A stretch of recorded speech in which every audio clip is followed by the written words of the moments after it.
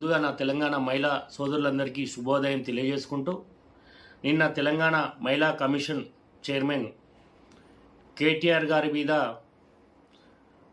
గారికి స్పందిస్తూ కేటీఆర్ గారిని తెలంగాణ మహిళలకు క్షమాపణ చెప్పాలి అని ఆమె అనడం జరిగింది.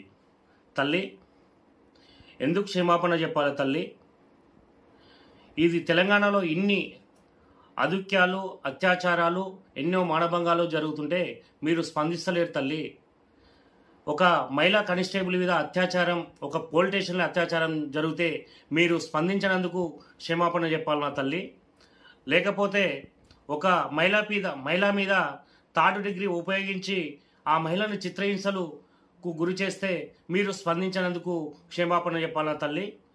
లేదంటే నిండు అసెంబ్లీలో మహిళలను పట్టుకొని మీ రేవంత్ రెడ్డి గారు ఏమన్నాడమ్మా, ఈ మహిళా అక్క ఎమ్మెల్యేలను నమ్ముకుంటే కేటీఆర్ గారు పోయి జూబ్లీ బస్ స్టేషన్లో పల్లీలు అమ్ముకోవాల్సి వస్తుంది, ఈ మహిళలను నమ్ముకుంటే మీరు మునుగుతారు అని మాట్లాడిండు. ఎవరు క్షమాపణ చెప్పాలి తల్లి మహిళలకు?